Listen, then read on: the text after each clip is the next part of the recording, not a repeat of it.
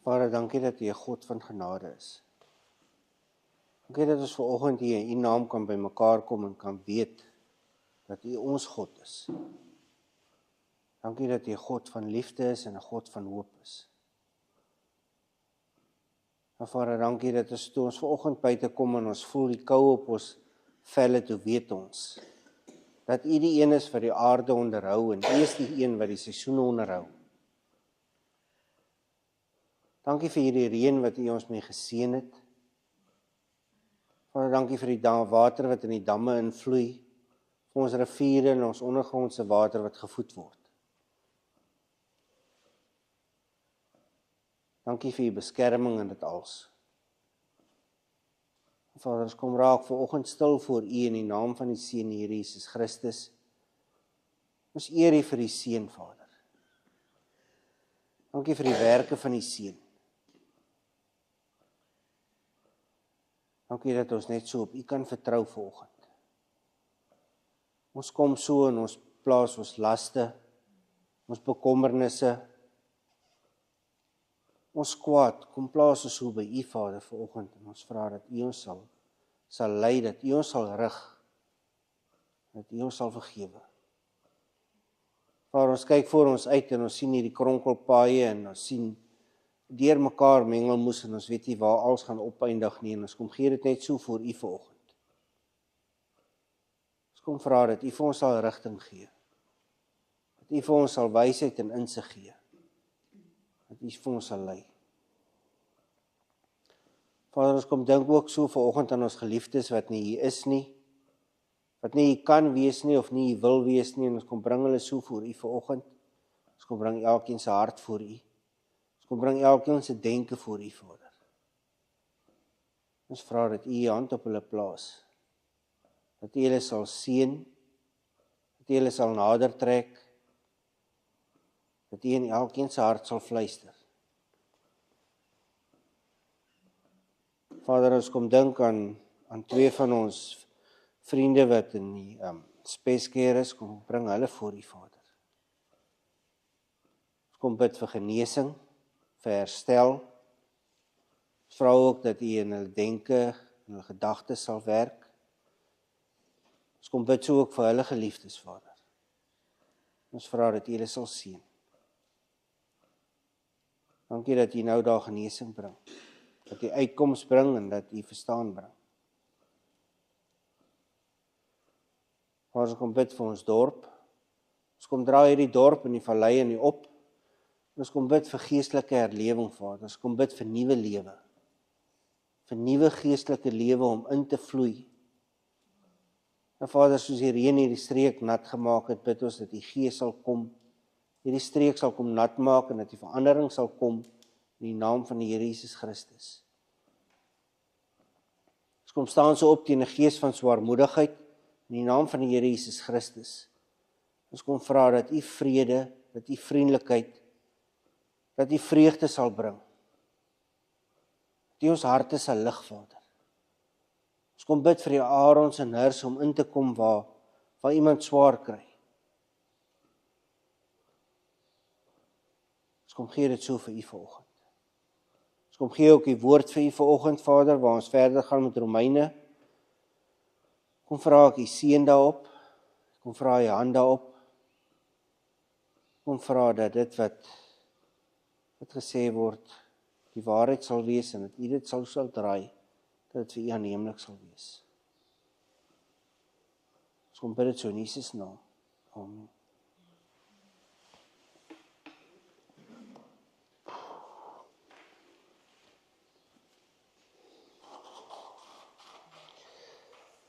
Okay, ons gaan vanoggend aan met Romeine. Ons was lanklaas besig, maar kom ons gaan verder. Ons praat eers 'n stukkie oor wat ons laas oor gepraat het, as iemand nog onthou. Of is nou iemand in die winkel raakloop en daar gesels, terwyl ons iemand anders geduld beproef, omdat ons die gang blokkeer. Of ons ergens met 'n ernstige gesprek sit. Ons uitgangspunt moet wees om ander gelowiges te bou, om ander gelowiges se geloof en karakter te bou, maar ook om hulle te ondersteun op die plek waar hulle is. Ons moet ons daarvan weerhou om ander gelowiges seer te maak. Gelowiges is dikwels meer sensitief as ongelowiges. Ons fokus moet wees op die opbou van gelowiges en nie om hulle af te breek nie. Meerderwaardigheid en kritiek is nie die regte manier om dit te doen nie.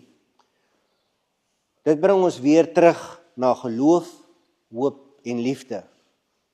Is ons nog die wat geloof, hoop en liefde in die wêreld inbring?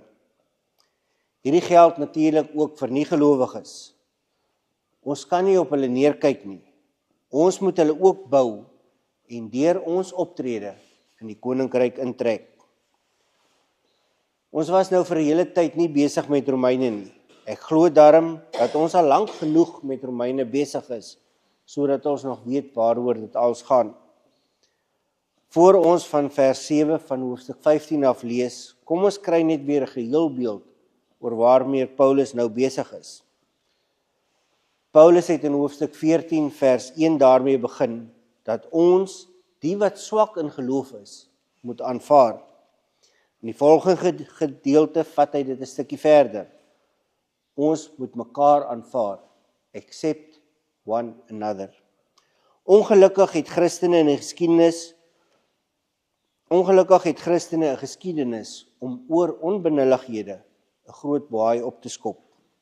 Nou dit het baie skade in die kerk, verhoudinge en die koninkryk van God berokken. Ons moet onderskei wat die dinge is wat belangrik is en waar ons nie van ons standpunt kan afwyk nie, en die dinge wat nie die moeite werd is om in 'n geskil oor betrokke te raak nie. Ons kan nie daaroor verskil dat Jesus God is nie, dat die verlossing net deur die kruis kom nie. Daar is egter ander dinge waaroor ons nie heeltemal so hard gebak hoef te wees nie. Die volgende gedeelte sluit die gedeelte oor die sterk en die swak gelowiges af, terwyl dit ook die brief as 'n eenheid saambind. Dit bring die Joodse en die nie-Joodse gelowiges by mekaar uit. Kom ons lees Romeine 15 vanaf vers 7. Neem daarom mekaar aan, soos Christus ons ook aangeneem het, tot heerlikheid van God. En ek sê dat Jesus Christus 'n dienaar geword het van die besnydenis ter wille van die waaragtigheid van God, om die beloftes aan die vaders te bevestig, en dat die heidene ter wille van sy barmhartigheid God kan verheerlik, soos geskrywe is. Daarom sal ek u loof onder die nasies en tot eer van u naam psalm sing. En ook sê hy, verbly julle o nasies saam met sy volk, en ook loof die Here al die nasies, prys hom alle volke. En Jesaja sê ook, die wortel van Isaï sal daar wees, en hy wat opstaan om oor die nasies te heers, op hom sal die nasies hoop. En mag die God van hoop julle vervul met alle blydskap en vrede, deur die geloof, dat julle oorvloedig kan wees in die hoop, deur die krag van die Heilige Gees. Dit is 'n hele mondvol, so kom ons kyk weer na vers 7. Neem daarom mekaar aan, soos Christus ons ook aangeneem het, tot heerlikheid van God. Neem daarom mekaar aan, accept one another. Hierdie aanmoediging is om mekaar te aanvaar, en in hoofstuk 14 vers 1 begin. Hy trek nou die hele gedeelte saam, hier in hoofstuk 15 vers 7. In hoofstuk 14 vers 3 het hy verklaar dat hierdie opdrag regverdig is, omdat God almal aanvaar het. Hy bring hier 2 klein verskille in met hoofstuk 14. Daar het hy slegs die sterk gelowiges aangespreek. Hier praat hy nou met beide groepe. In hoofstuk 14 was dit God wat hulle aangeneem het, en hier is dit Christus. In die tweede deel van die vers verander Paulus die fokus. Dit skuif weg van die horisontale dimensie, die kerk op aarde, na die vertikale, die verhouding tussen God en mens. Die harmonie tussen die gelowiges bly egter baie belangrik vir die mens in sy wandel met God. Hierdie is die hart van die Nuwe Testament. die eenheid van die gelowiges. Ons het in Handelinge 2 vers 44 gesien, al die gelowiges was eensgesind en het alles onder mekaar gedeel. Handelinge 4 vers 32, die groot getal wat gelowig geword het, was een van hart en siel. Niemand het sy goed vir homself gehou nie, maar hulle het alles met mekaar gedeel. Nou, ons het oor hierdie dinge gepraat toe ons deur Handelinge gewerk het. Die feit dat hierdie gelowiges in eenheid was, hulle het dinge saam gedoen. Hulle was ook mense. Hulle sou ook verskillend oor dinge gedink het. Hulle het egter die kleinighede agter hulle gelos en ons lees, hulle was in eenheid. Wanneer die kerk nie in eenheid is nie, kry God, die God van die kerk op aarde, nie die eer wat hom toekom nie. Kom ons lees vers 8 en 9. En ek sê dat Jesus Christus 'n dienaar geword het van die besnydenis, terwille van die waaragtigheid van God, om die beloftes aan die vaders te bevestig. En dat die heidene terwille van sy barmhartigheid God kan verheerlik, soos daar geskrywe is. Daarom sal ek u loof onder die nasies en tot eer van u naam psalm sing. Daar is twee maniere hoe ons na hierdie gedeelte kan kyk. Ons kan dink dat hierdie twee parallelle idees bevat. Dit kan wees dat Christus 'n dienaar van die Jode geword het, terwyl die nie-Jode vir God verheerlik. Daar is egter 'n ander manier waarna ons hierna kan kyk, 'n manier wat beter in die konteks inpas waarmee Paulus hier besig is. Christus is die diensknegt tot die Jode, en in dit is daar twee doelwitte: om die verbondsbeloftes te bevestig en om die nie-Jode in staat te stel om God te verheerlik. Een van die kernwaarhede van die Nuwe Testament is dat die manier waarop 'n mens tot redding kom verander het. Christus is nou die enigste manier tot redding en Christus is die een wat eenheid bring in die kerk. Die ou verbond en die wet word vervul met die koms van Jesus. In hierdie ou verbond word die ander nasies ook ingesluit. Genesis 12 vers 3. Ek sal seën wie jou seën en hom vervloek wat jou vervloek. In jou sal al die volke van die aarde geseën wees. Hierdie is die ou verbond. In en deur Abraham sal al die volke van die aarde geseën wees. Die begin van die vers, en ek sê, dui op die kritiese waarheid. Die Jode en die nie-Jode is gelyke ontvangers van die werk van Christus. In vers 8 het ons 'n basiese stelling daaroor. In vers 8b en 9a kry ons 'n tweeledige doel daarvoor. En in vers 9b tot 12 kry ons 4 aanhalings uit die Ou Testament. Paulus se eerste stelling is dat Christus 'n diensknegt van die Jode geword het, om God se waarheid aan hulle te bring. Dit is Jesus self wat gesê het, dat hy vir die verlore skape van Israel gekom het. Matteus 15 vers 24. Jesus antwoord, ek is net na die verlore skape van die volk Israel toegestuur. En Paulus skryf in Galasiërs 4 vers 4 tot 5. Maar toe die tyd wat God daarvoor bepaal het, aangebreek het, het hy sy seun gestuur.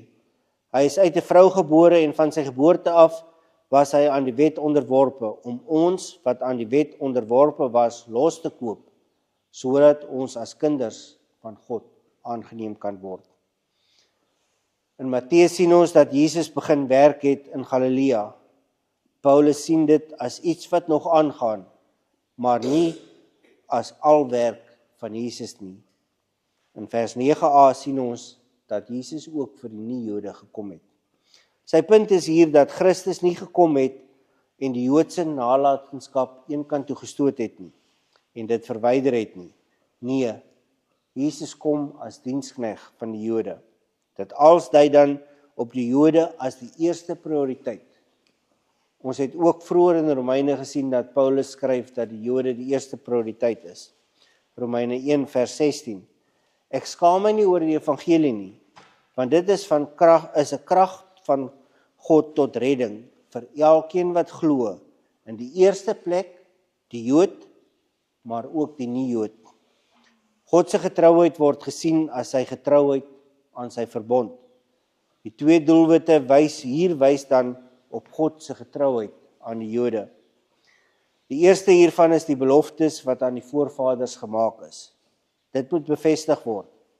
Dit dui nie net op die betroubaarheid en die waarheid van die beloftes nie, maar ook daarop dat Christus hierdie beloftes kom vervul.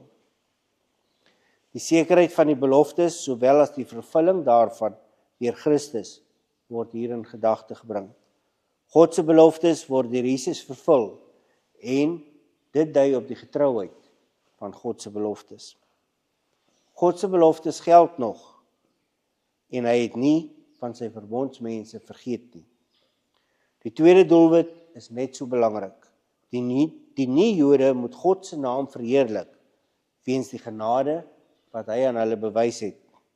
Dit is die tweede deel van Romeine 1 vers 16. Dit bring ons dan by die God se plan volgens Romeine 10 tot 11. God verwerp eers die Jode en fokus op die nie-Jode.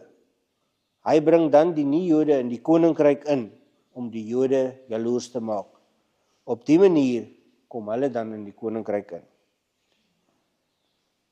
Die wat aan die teken van God se toorn was, word nou die teken van God se genade.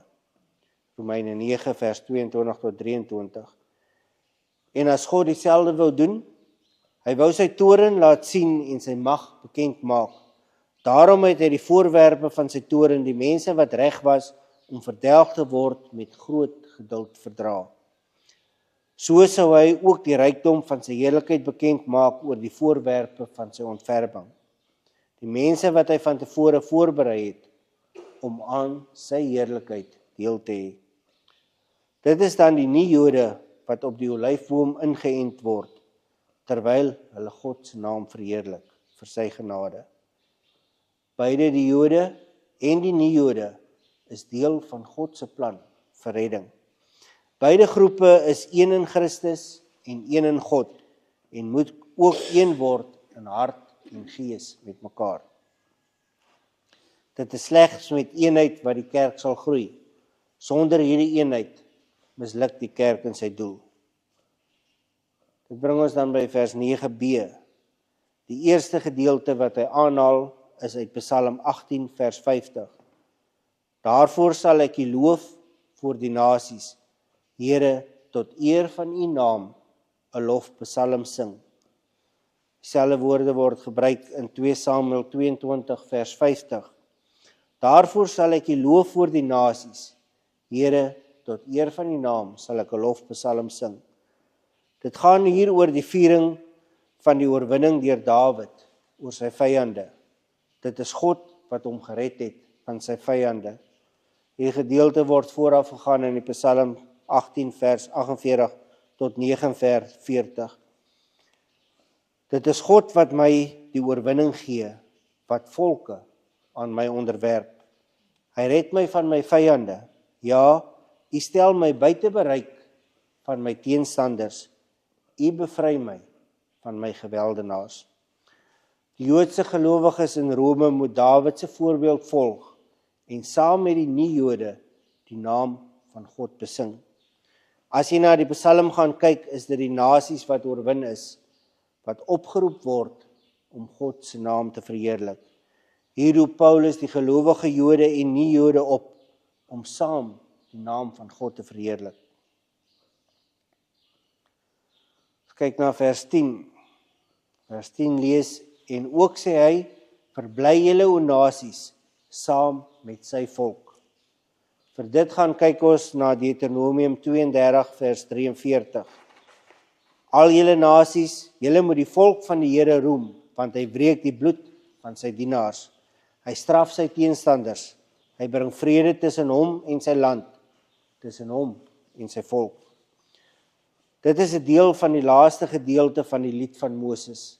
Moses roep die nasies op om saam met hom bly te wees dat God Israel gered het. Jood en nie-Jood moet saam hulle vreugde vind in God. Die nie-Jode sluit nou hier aan in die verheerliking van God. Vers 11, en ook loof die Here alle nasies en prys hom alle volke. Hierdie kom uit 'n baie kort en kragtig Psalm. Psalm 117 vers 1 en 2. Prys die Here alle nasies, loof hom alle volke, want sy liefde vir ons is sterk. Aan die trou van die Here is daar geen einde nie. Prys die Here. Dis die hele Psalm 117. God moet geëer word vir sy genade. Hier word God geëer vir sy getrouheid aan sy verbond. In die eerste 2 aanhalings het die nie-Jode saam met die Jode God geloof. Hier is die nie-Jode nou op hulle eie. Hierdie is alle nasies. Niemand word uitgenaat nie. Almal word ingesluit. Kom ons toets dit in die skrif. En daarvoor gaan ons kyk ons in Openbaring. Openbaring 7 vers 9 tot 10. Hierna het ek 'n groot menigte gesien wat niemand kon tel nie. Hulle was van elke nasie, stam, volk en taal en het voor die troon van die Lam gestaan. Hulle het wit klere aangehad en daar was palmtakke in hulle hande. Hulle het hard uitgeroep: ons redding kom van ons God wat op die troon sit en van die Lam. Al die nasies, volke, tale en stamme is voor die troon van God. Ons gaan aan met vers 12. En Jesaja sê, die wortel van Isai sal daar wees, en hy wat opstaan om oor die nasies te heers, op hom sal die nasies hoop. Hierdie is die enigste een van die aanhalings wat ook vir ons die skrywer se naam gee. In Afrikaans kry ons Isai.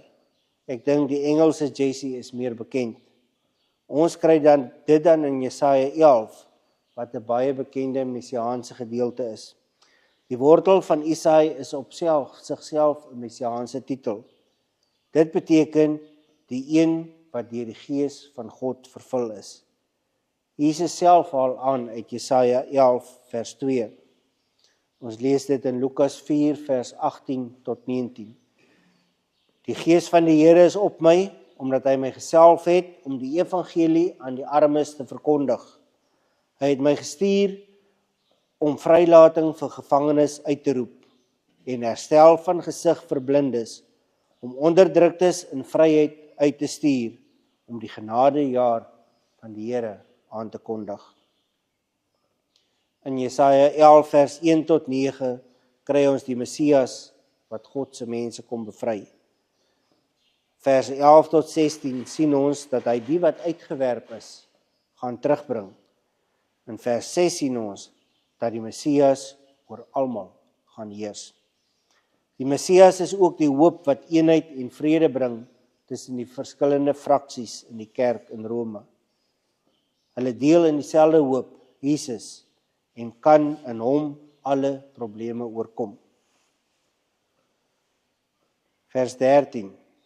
En mag die God van hoop julle vervul met alle blydskap en vrede deur die geloof, dat julle oorvloedig kan wees in die hoop deur die krag van die Heilige Gees. Net soos Paulus die eerste gedeelte met 'n gebed afgesluit het, in vers 6, sluit hy hierdie gedeelte nou ook af met 'n gebed. Dit gaan alles oor die God van hoop. God drie-enig is die een wat ons hoop gee, die een wat ons as gelowiges saambind in hoop. Die wortel van Isai gee die nie-Jode hoop. Die God van hoop gee aan almal vreugde en vrede. Die krag van die Heilige Gees gee aan ons die vermoë om in oorvloed en om te oorvloei in hoop. God is die een wat hoop gee. 1 Petrus 1 vers 3 tot 4. Aan God die Vader van ons Here Jesus Christus kom al die lof toe. In sy groot ontferming het hy ons die nuwe lewe geskenk deur die opstanding van Jesus Christus uit die dood. Nou het ons 'n lewendige hoop op die onverganklike, onbesmette en onwerklike erfenis wat in die hemel ook vir julle in bewaring gehou word. Ons het hier geloof en hoop As ons na blydskap en vrede kyk as liefde, dan bring dit ons weer terug by geloof, hoop en liefde. Dit is waarna ons toe moet terugkom, waarop ons fokus moet wees, geloof, hoop en liefde. Koning Dawid het hoop gehad, hy het hoop geken. In die moeilikste tye het hy geweet dat God hom nie sal verlaat nie. Psalm 23 vers 1 tot 6. Psalm van Dawid, die Here is my herder, ek kom niks kort nie. Hy laat my rus in groen weivelde. Hy bring my by waters waar daar vrede is. Hy gee my nuwe krag. Hy lei my op die regte paaie tot die eer van sy naam. Selfs al gaan ek deur donker dieptes, sal ek nie bang wees nie, want U is by my. In U hande is ek veilig. U laat my by 'n feesmaal aansit, terwyl my teenstanders moet toe kyk. U ontvang my soos 'n eregas. Ek word oorlaai met hartlikheid. Die goedheid en liefde sal my lewe lank by my bly, en ek sal tuis wees in die huis van die Here tot in lengte van dae. Dit is die hoop waarin ons moet vashou. Dit is die God waarin ons moet vashou. Dit is aan die einde van hierdie gedeelte. Ons kan hierna kyk as die Jode teenoor die nie-Jode. En dink, dit gaan oor die koswette en heilige dae. En dat dit daarom nie eintlik veel op ons betrekking het vandag nie. Ons kan egter ook hierna kyk en sien dat ons nie van mekaar kan verskil oor die dinge wat nie die fondasie van ons Christenlewens uitmaak nie. Ons kan nie in geestelike trots ingaan en dink ons is daarom beter as 'n ander groep nie. Ons kan nie mekaar wegstoot omdat ons dalk dele van die Bybel anders verstaan nie. Hierdie gaan oor die Christen geloof. Geloof in God, die Vader, die Seun, Christus Jesus en die Heilige Gees. Dit is die geloof wat ons moet bou op aarde, die koninkryk waarin ons moet werk. As die wat in hom is, een in geloof is, kan ons nie oor die klein dingetjies verskil en van mekaar af wegstap nie. Ons moet aanvaar dat nie een van ons die volle waarheid het nie. Dat nie een van ons heeltemal reg is nie. Ons moet bereid wees om te luister en om te soek. Is die beeld wat die Christen geloof na buite uitstuur een van geloof, hoop en liefde, of is dit een van verdeeldheid? Watse rol kan elkeen van ons speel om 'n verandering te bring? 'n Muurshoop word korreltjie vir korreltjie sand gebou. Niemand verwag van die muur om die hele hoop te bou nie. Vind uit, soek jou korreltjie sand, tel jou korreltjie sand op en gaan plaas dit op die koninkryk van God. Amen.